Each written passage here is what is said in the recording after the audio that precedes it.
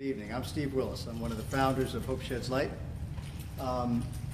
It's a pleasure to see you all. Anybody new to us tonight? Wow, that's awesome. That's awesome. So let me tell you a little bit about what we do and what Hope is.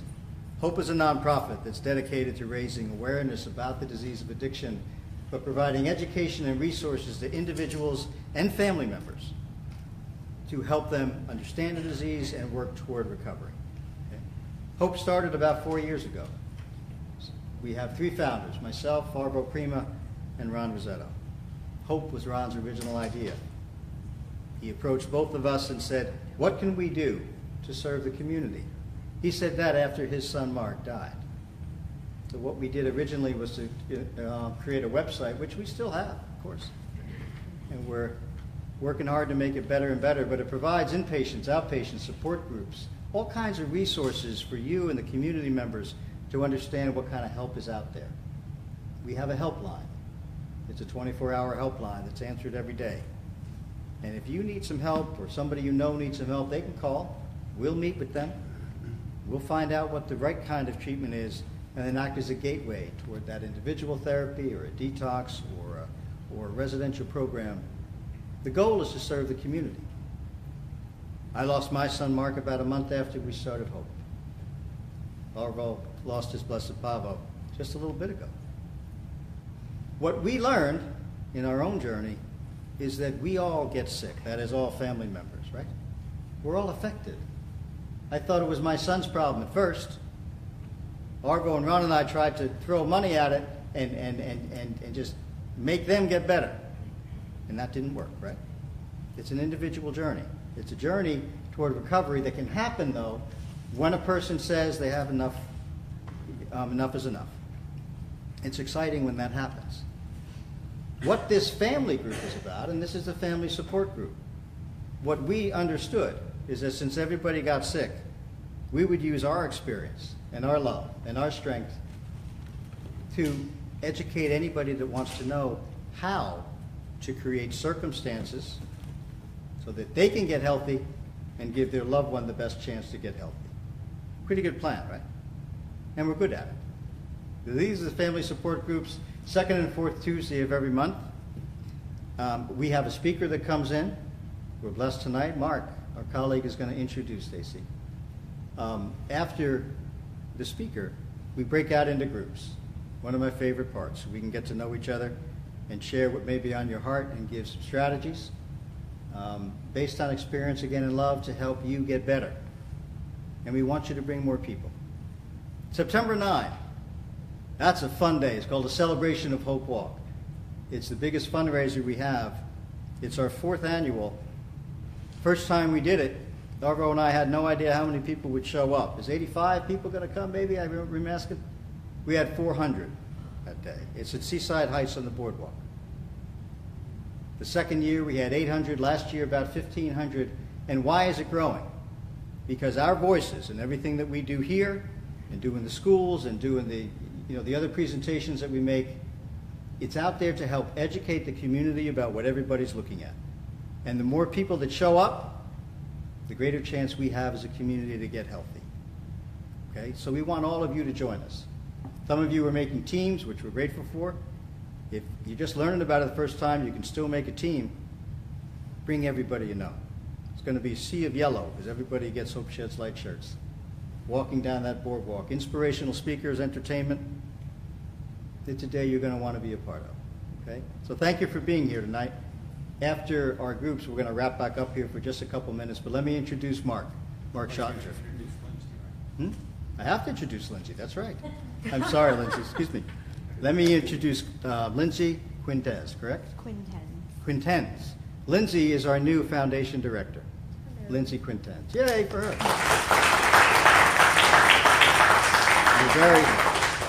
We're very excited that she's joined us, and I hope you guys can get to spend some time with her after this. And now I'll introduce Mark Schottinger, who will introduce our speaker. Thank you, Mark. Thanks, Steve. It's a very special gal in my life. We've worked together at two different long-term places that I used to run. One is called Alena Lodge and the other one's called Burning Tree. And she's kind of like a little leprechaun when it comes to very difficult cases with trauma and family work, and unbelievable. And I'm glad that she's getting some exposure here in Ocean County in Toms River, because this is one fantastic lady who's very caring, very knowledgeable, and very professional in her therapy. And I won't spend all night talking about all the great things that she did, but she had the most highest rated program when she did her trauma weeks up at Alina Lodge, which both these places I'm talking about were long term, so people stayed 9 to 14 months. So we had time to kind of break into some of that stuff. Trauma very often happens in addiction because of all the things that people do in addiction, and sometimes that has to be straightened out in the recovery process because you don't want people to keep re-experiencing that and possibly using over that. You have to be careful when you do it, how you do it, and the timing of something like that. But you know, it is very important, and Stacy also runs family programs, special workshops.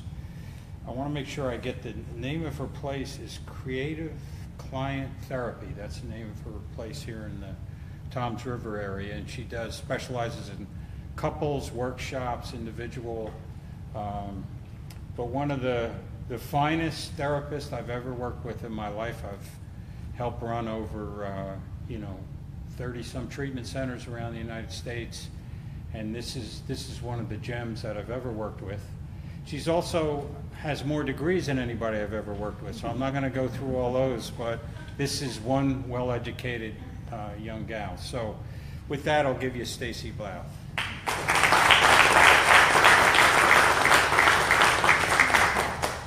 Well, I'm going to speak loud because you guys are so far behind here, and I have to stand behind. There's Facebook or whatever it is. So, trauma and addiction. Now, when you hear the words trauma and addiction, obviously we get traumatized by that.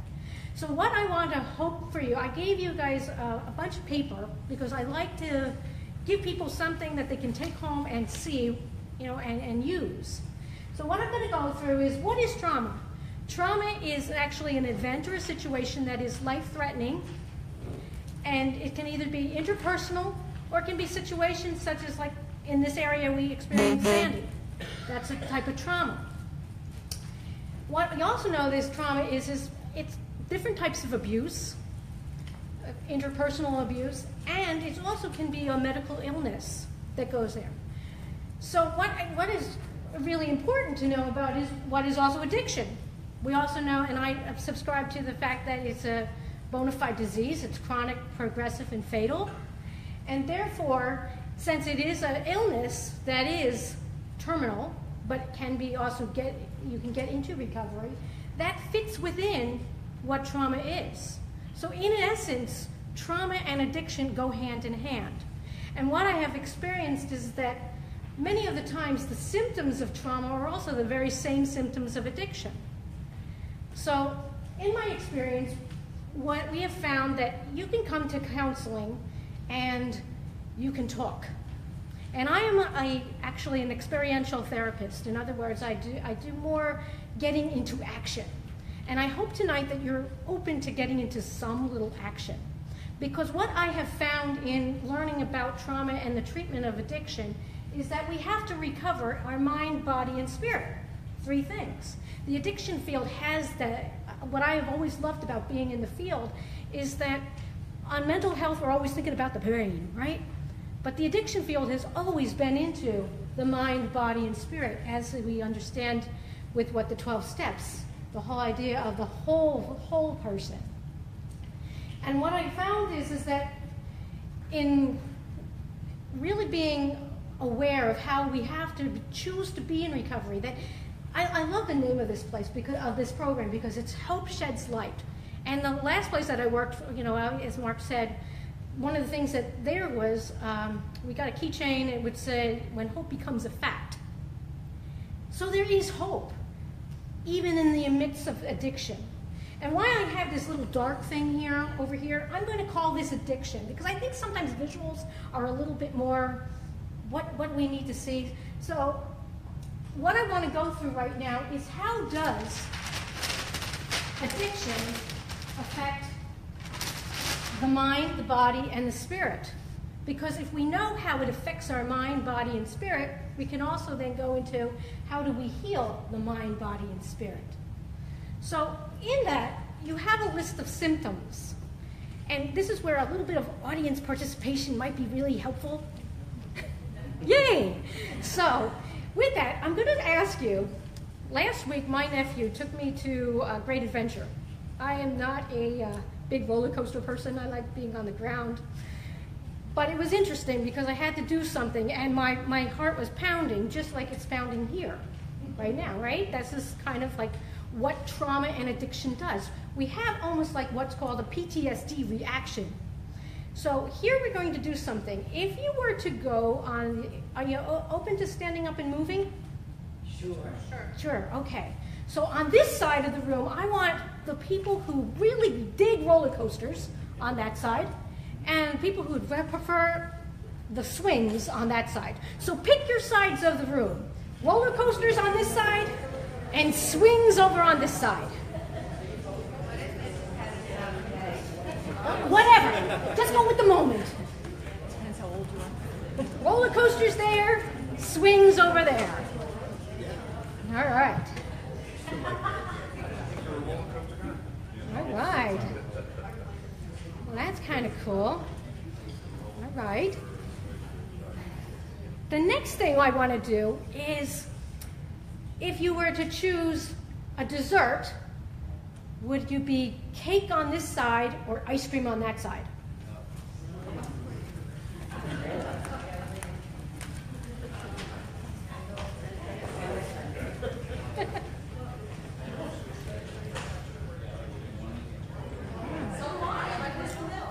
Yeah. So you're probably scratching your head saying, why on earth am I having you guys move? Why are these silly questions? And why am we doing this? Because part of recovery is not just about talking, it's about doing. Recovery in action. So even in that kind of question, nobody got deep and personal about why you wanted roller coasters or why you wanted swings, why you wanted ice cream or why you wanted cake. But we look around the room and we kind of go, oh, this is my group. This is my ice cream, my roller coaster group, this is my cake, this is my swing group. So let's go a little deeper here. Who's been here? This is your, we said this is 4 years going on? Mm-hmm. 4 years of coming to this type of program, to Hope Sheds Light. We'll have that side on that side and 3 and less over on this side.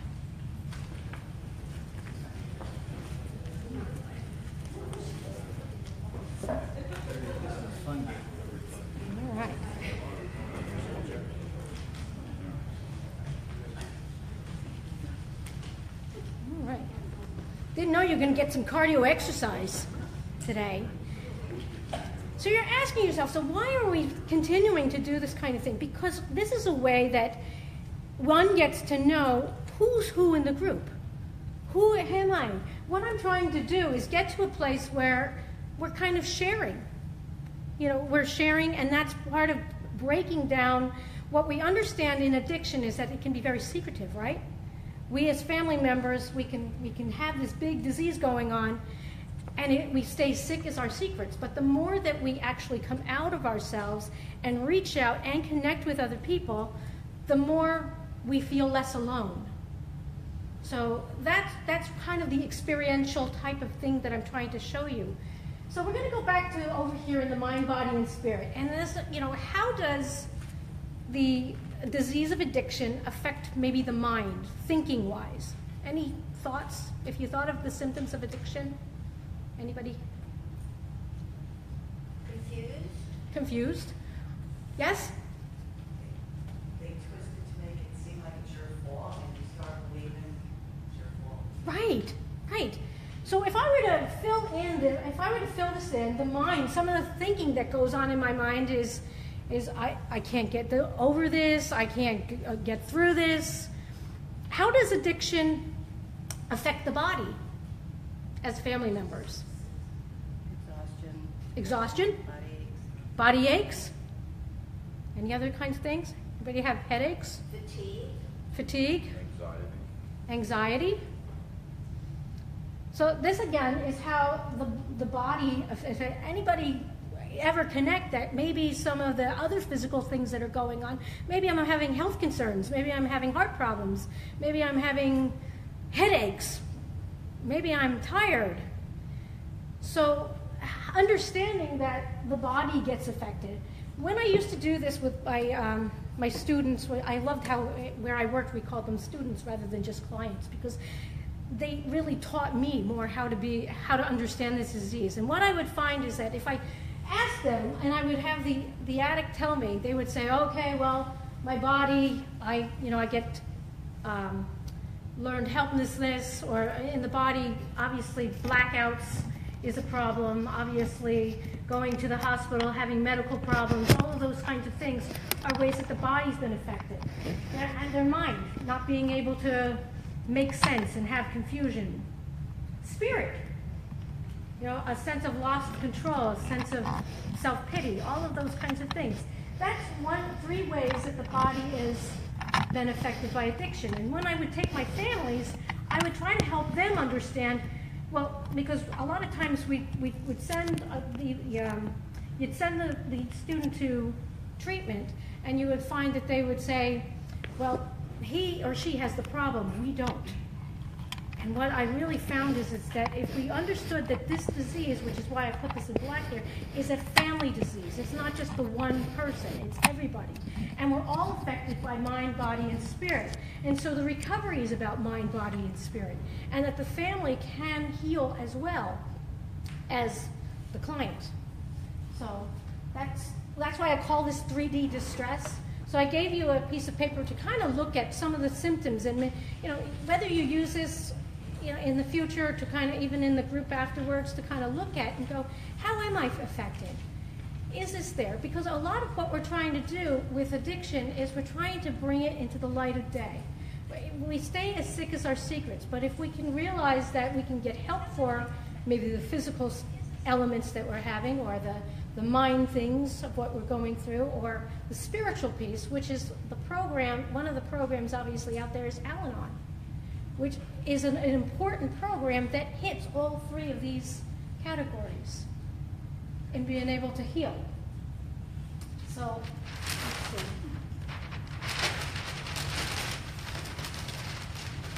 So, what we understand in the family, and in the family diseases, we have something called the Addictive Traumatized Family Systems Model. And these are different ways that a family might go through going through the addiction. And this is what we're talking about, is that a family can have high intensity, that the emotions are really high, or the family can be shut down. Both of these are what we call extreme ways of functioning. And what we're striving to do is to come into balance. So the balance of high intensity would be balanced functioning. In other words, learning how to regulate yourself. How many of you think about doing your own personal recovery and finding balance? Because so much of the time what happens with addiction is that we're running and we're pacing, and we need to stop and realize that we need to practice some skills, which the big term in therapy is emotional regulation skills. But if we keep it simple, it's really exercise. It's yoga. It's meditation. Things like that. So what I have given you is a sheet of paper of things that you can look at, what I call the tools, of being able to go, am I eating correctly? Am I having a balanced meal each day? Am I sleeping? Am I doing things that I have gotten away from because of the crises of what addiction can bring? And am I putting this back into my living on a daily basis? Because what happens is that very often with the active trauma of addiction, we forget that. Has anybody experienced that? Where they become the most important thing, and we say, well, I have to give up all of that.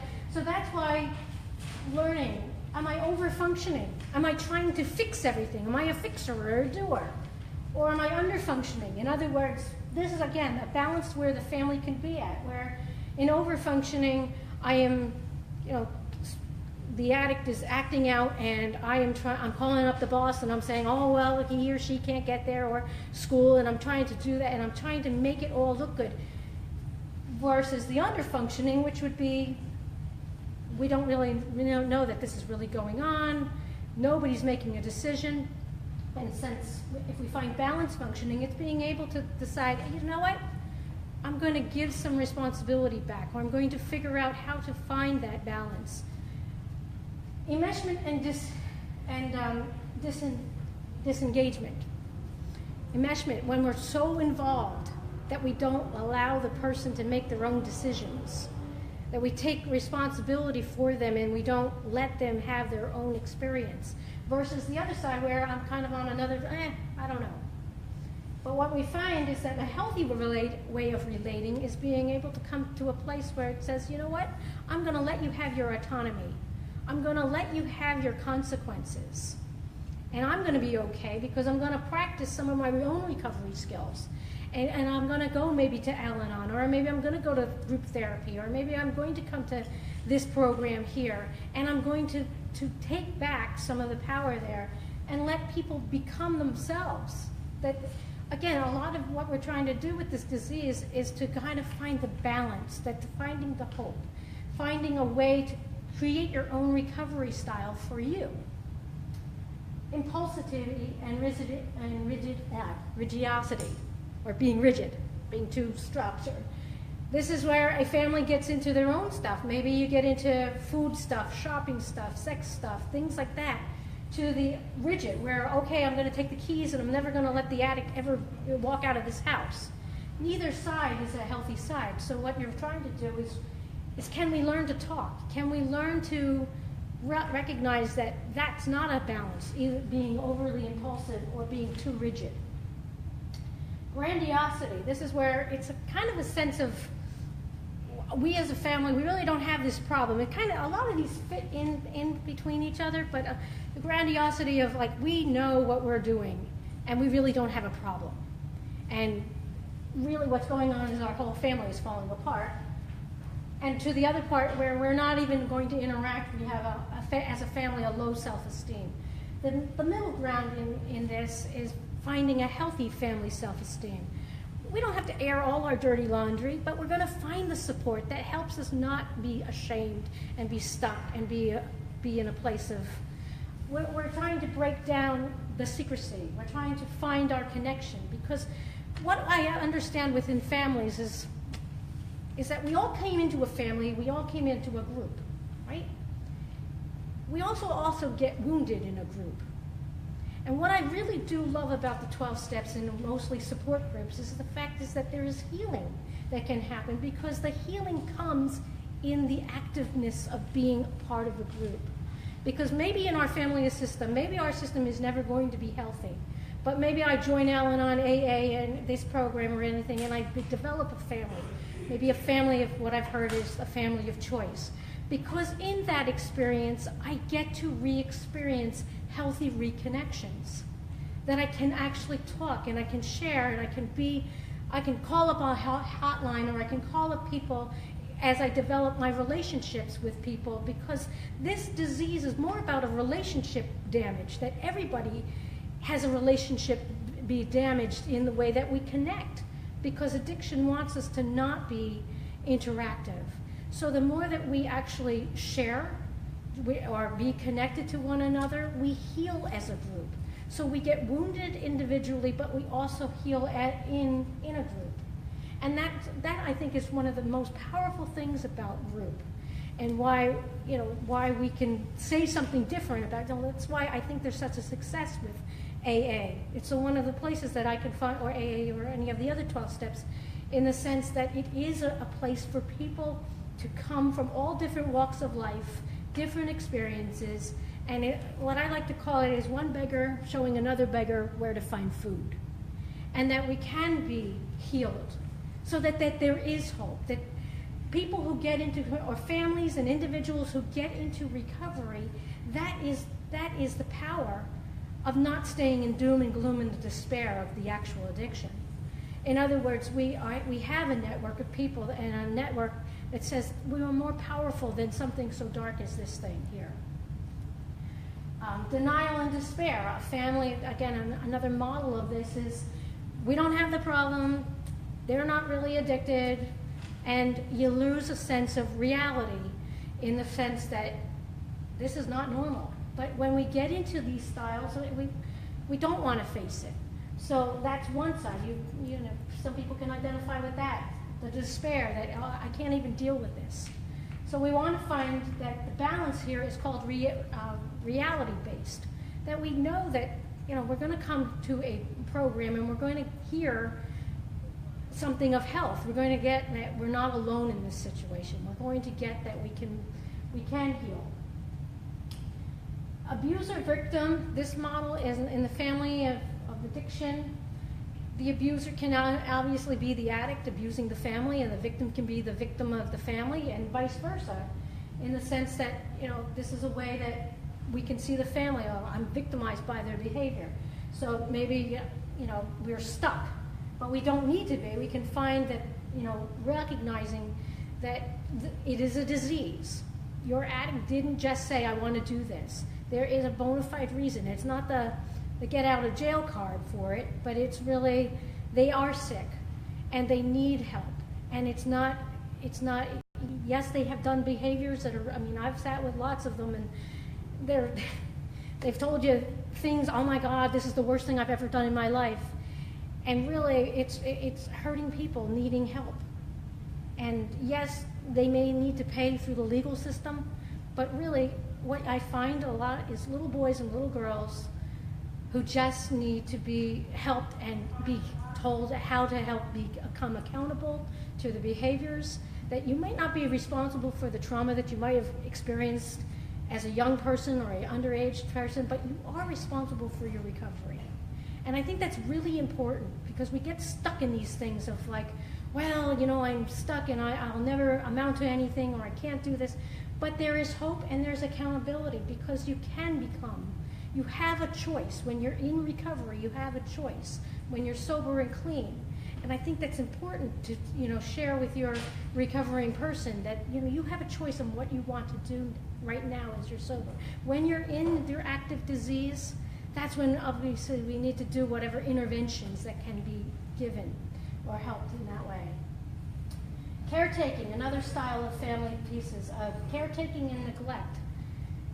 Over caretaking is, you know, it kind of fits a lot with the same type of enmeshment, but it is the act of being too involved, too over caring, not letting them, you know, I always said, you know, you gotta, when they were babies, yes, you let them walk, but when they had to fall a little bit, right? They had to, you know, like, wore those little diapers and they walked, and it would be easy to just walk that little kid around and not let them fall.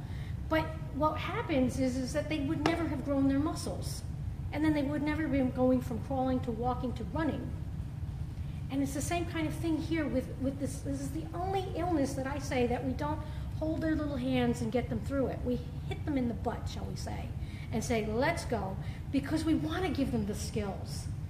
And they deserve to get the skills, and they require not that whole hand-holding experience, but really that tough love, because this is a disease that feels like I need to do it, I'm entitled to do it, and it's really more, I see it as being like an adolescent for life. Have you ever experienced this as being like an adolescent for life?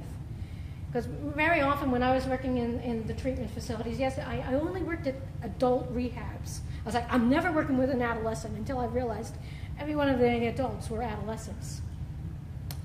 And what I would find also in my experience is that they would also know how to tell me everything that, you know, they go to the treatment and they would tell you everything you wanted to hear. Yes, I know I'm doing this step, and I'm on this step, and I'm on this step.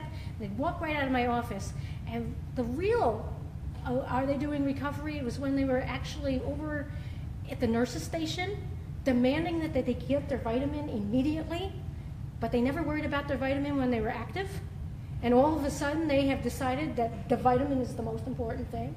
Because then I could like redirect them and say, you know, recovery is about action. It's not about talking. Because what we do understand is that the talking lips are still lying. So what you got to really be able to do is let them actively work. So that's why I had you guys move from place to place. Movement, because recovery is not just to sit there and get this osmosis and read this big book and have it there. It's about being in action and being accountable and developing the skills you lost. Because what happens in active addiction is you lose your sense of normalcy. You know, and I would sit there and I would ask, you know, did you have lunch today? They were mostly drinking or drugging their lunch. Well, they were sleeping all day. You lose that sense of, like, what do you do every day? You get up in the morning. And the treatment facilities I've worked at were very structured. And the point of the structure was to give that sense of normalcy back, to being able to say, I get up at this hour, I eat at this hour, I do this, that structure was really important. And so what I'm getting at is that that's why recovery wasn't about sitting and talking to the therapists or just going to groups. It was about going and doing the active, going and doing the 12 steps, not just talking about the steps. Does anybody have any questions? Or you know it all? Because if you know it all, I always felt that I never came as the expert. I really found that my students, and I still find that today, my families and my students were the teachers to me. Because this disease, because I never sat in front and said, well, I know what you need to do. Because each person taught me something so very different about how they see the world or how they've been affected by this. And that we work together. And what I found is that I'm just using this little visual here, that this is addiction, the blackness out here. And what I found inside of each one of the clients I've worked with is that there's really beauty within them. There really is. There's something beautiful within them that gets masked underneath the addiction. And that we can trade our things. I gave you a sheet of paper that talks about, if I get into recovery, what are some of the things that I can get? Because I have never found an addict who says, I want to give up drugs, and there's nothing that, and I'm really open and happy about doing that. They're usually asking, what's going to be the payoff? What am I going to get out of this? And the 12 steps shares with you the hope of what the solution is and what the hope is. But in your papers there is a bunch of things. So what are the things, what's the payoffs that you hope to get? If I can trade in the trauma of the addiction, what is it that I get? I turn in my sadness and I get maybe, if I do the recovery, I get maybe some peace of mind. Does anybody have the list of sheet there? There's a sheet there. What are some of the things that is written there? Any? Humor. Humor. I can trade in and get some humor. Anybody else? Sensitivity. Clear thinking. My family back. Mm-hmm. Your family back? Yep. Better relationships. Courage to try to fail and try again. Mm-hmm. Yeah. Because this is where the hope comes in. So, any more questions or no questions? What's on the second page? I'm learning. What's the second? Oh, there we go. Okay. I always feel that, there's a problem and there's a solution. And that comes straight out of the addiction model, the 12-step model. What's the problem? What's the solution? Safe recovery tools. What is it that you need as a family member? And here are some of the 12-step recovery tools, or the tools of recovery. The 12 steps. If you don't know what they are, they're part of where AA, NA, all the 12-step programs come from. And you go to a meeting, you'll find out more about what those 12 steps are. Another recovery tool could be your individual therapy, group therapy, leisure and play. We think, why would we want leisure and play? Because in active addiction or in this time, we kind of forget to take care of ourselves. So being able to find, what is it that I need to put into my life? You know, have I gotten, like, because of the crises going on, have I gotten away from being able to go and play a game or go somewhere? Exercise. That is the best natural drug known to man because you actually move the chemistry along. It's good nutrition. Am I eating too much sweets? Am I eating too much carbohydrates? Am I eating this? How am I practicing? You know, anytime any of these things become out of balance, it's a way to kind of go, what do I need to do? Proper sleep. It would be nice to say that everybody gets their 8 hours of sleep, but figure out, is what's going on in my family life right now? Am I getting healthy sleep? Hobbies. Maybe my hobby has been taking care of my addict. Well, find a new one. Because that's very important to realize that we need to do our own things for our own recovery because a family tries to be in balance. And when I went through the issues of what a traumatized family were, those were the range of emotion, the ranges of family dynamics there. And what the family tries to do is to get back into balance. And so in being able to find your own balance, you find a way to be better in health-wise.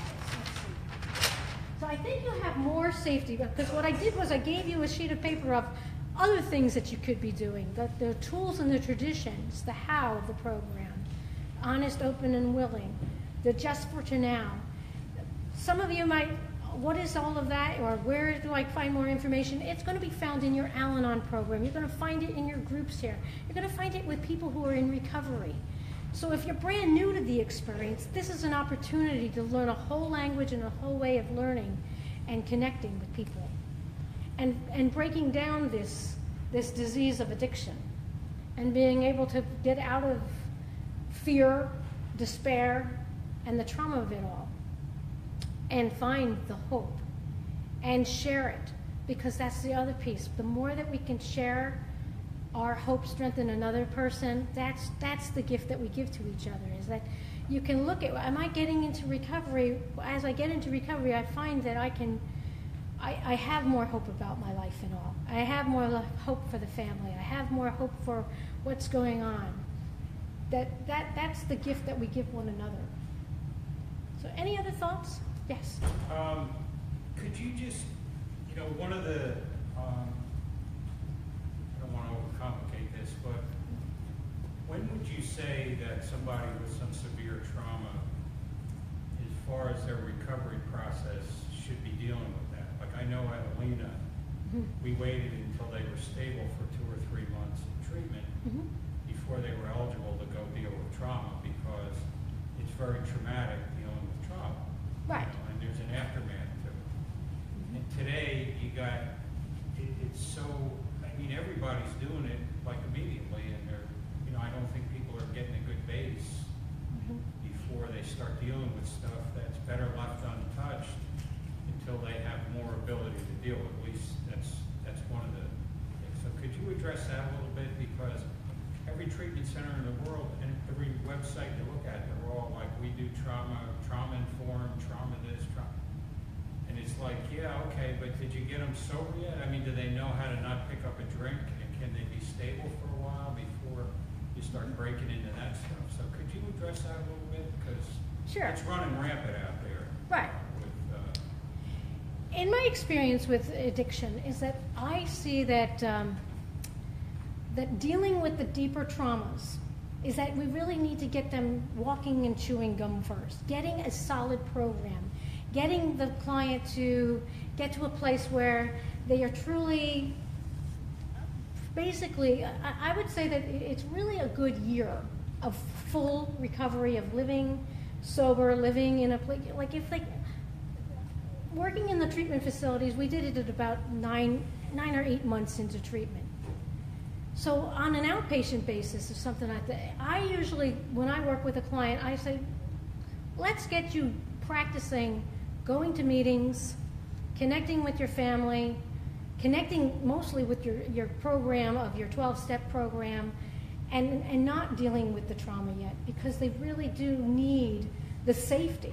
Now, yes, a lot of treatment facilities are doing the early pieces, but they're also not doing it in, they're addressing more the mental health. They're doing more the DBT type of stuff. They're doing that. I've always felt that it was way too early for them to be doing it like when I worked at a much shorter treatment facility, they were trying to do trauma way too early. They didn't even, you're not even sober. You're not even in a place of being able to really deal with the chemical stuff, even though they say, okay, it's mostly the insurance company that's telling you that they're out of detox, but their body's still trying to get out of detox. So working with either somebody who's suffering from the marijuana use, that could be like 9 months and they still haven't seen the trees before in the forest.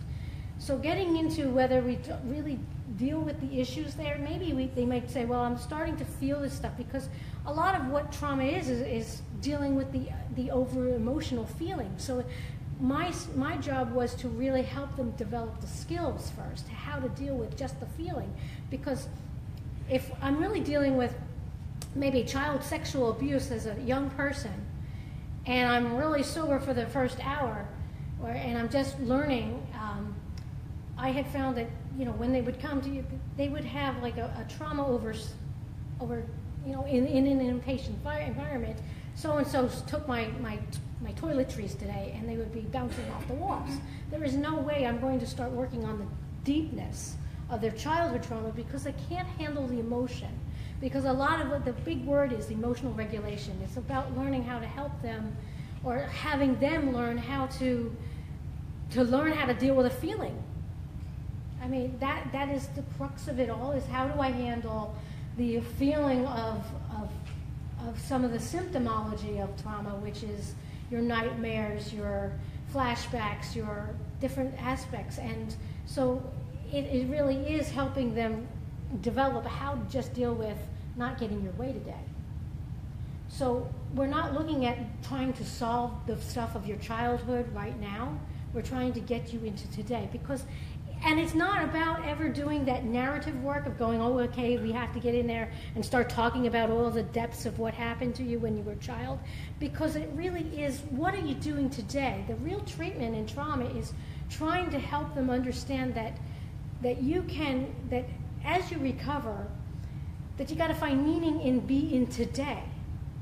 You have to be in this moment, and that's a lot where the 12 steps comes in the sense that we're about, let's just be in this moment right now. It's not negating the history of the past, because the past will come into the present, but right now we want to slow it down. You really want to work with the client in slowing down the process, not going into the depth of the trauma, but really work with how is it affecting today, and not going into the history. Whenever I did trauma work, I didn't go into the very narratives of the actual trauma. I kept them with what is happening with today as far as their interactions with fellow students or fellow clinicians, or what's happening in the family. Because a lot of what happens, and maybe you experience this as a family member, that some of the PTSD, if you will, is that your client comes home from treatment, and the very first time they are not making a bed, you sit there and your heart is in your head, because in their history, that was the history, that they were out and they were not sober. And you have that, if you will, PTSD effect. Your heart starts going, all of that, and you have, so it's helping you understand that those symptoms of the past are happening today, and that today's things are is why you see where the symptoms are coming up in the present moment. Does that help answer a little bit of that aspect? Yes. So we know that recovery is long term. You're saying, anybody that comes in off the streets is, maybe 9 months before you even can scratch the surface. And yet we live in a society where an industry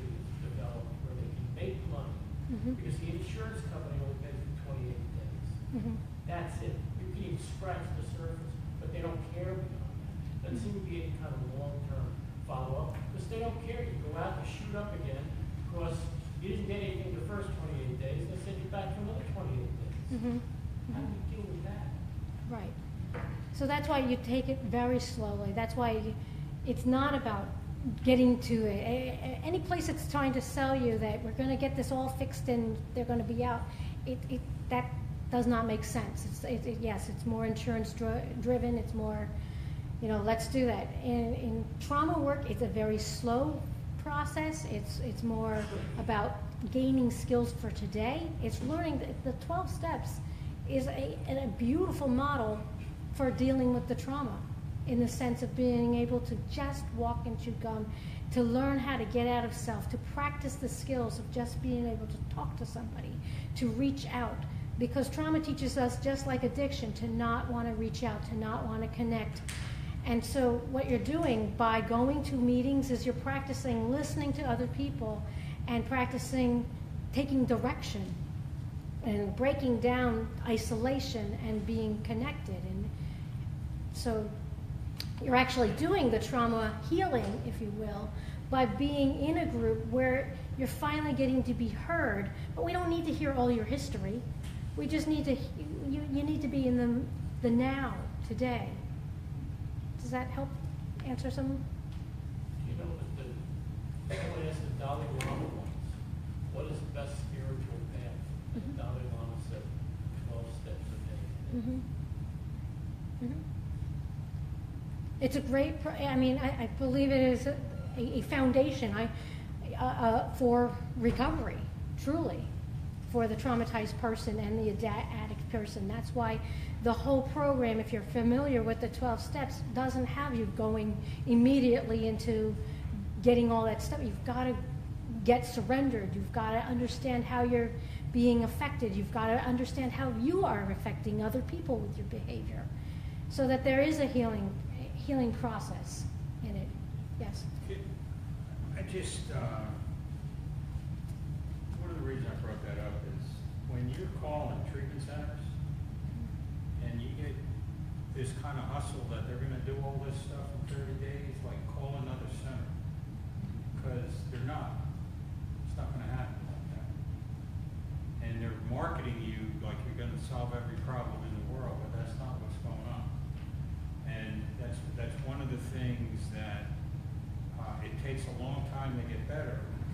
And sometimes they cause more problems than they solve if you break into all this stuff too early. Does that make any sense? I mean, it's like they can barely handle getting out of bed and not having a resentment because they can't drink or drug. And you're trying to put them through childhood trauma, And they're doing it because they think that makes them a better program, but it's not. So you have to be very careful. There's a lot of quackery out there with this. That's one of the reasons I asked that question, because you can do more harm than good, and what medicine's supposed to be, do no harm, right? So we had them stable for several months.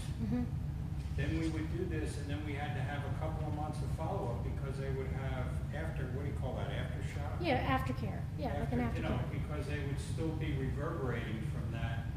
So, maybe by the time they got 10 or 11 months down the road, they were in good shape. But how are you going to do all that in 30 days, like the man said? You can't do that way. So you have to be careful what people are selling you when they're selling this treatment. You can really get in trouble. That's one of the things that we're here to help people with. Is some are better than others, and some are safer than others. And that's what we're trying to do. Yeah, And because that's because what I found in my experiences is that, I would know the history because I would be educated on what the history of the client was, and maybe the clinician would tell me, okay, they had childhood trauma, sexual abuse, or something like that, and my goal wasn't to go and deal with that.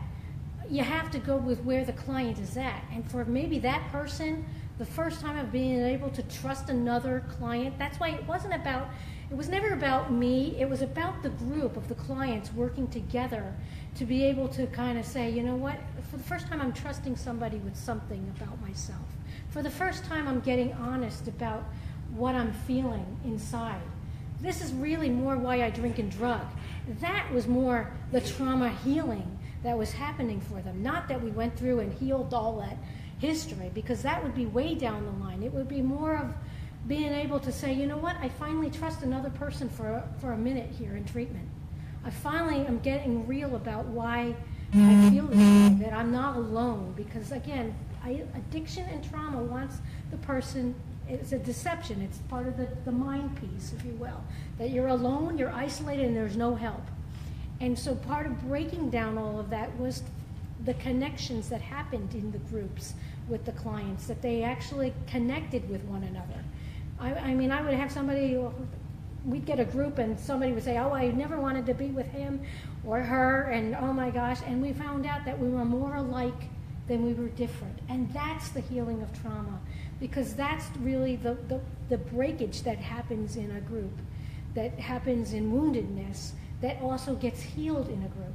So, and that I think is what the reparative work of what groups, what 12 steps are really about, is that basic reparative stuff that we may have not gotten in our family, that we may get in a group like this. That is, I think, is the hope, where it sheds the light in that sense of being able to be connected and to heal and to not be wounded and alone.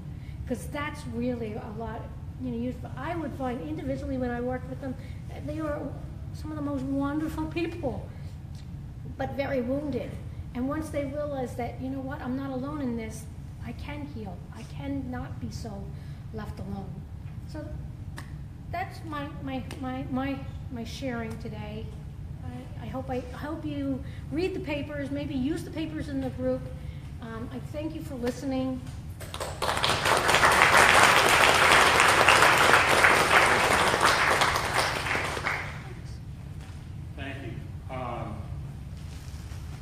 She'll never say it, but I will. The people that would come out of her groups over the months and years that we worked there said they were in a miracle. It was one of the greatest things that ever happened to them.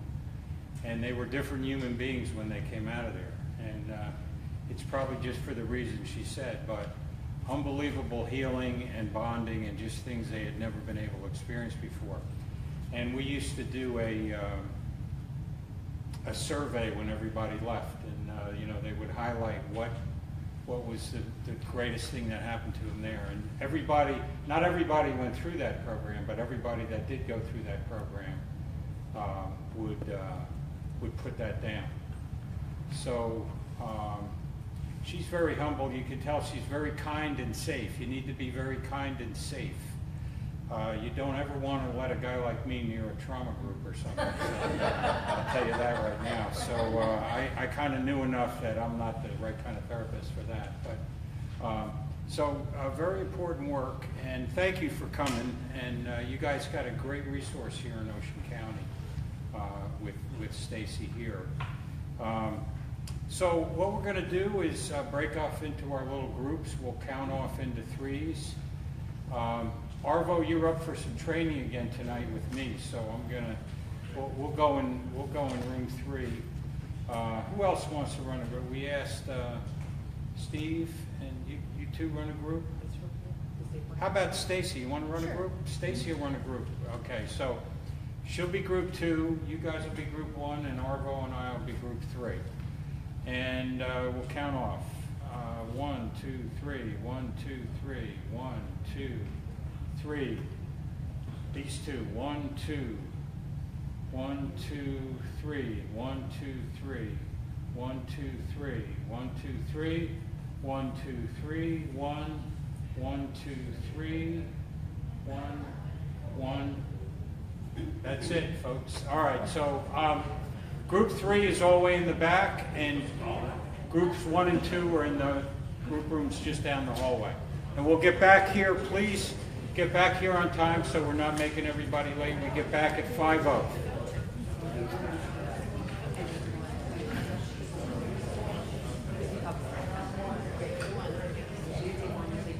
Yeah, we want people to break up. We want you to have an experience separate. Yeah, Dave, are you gonna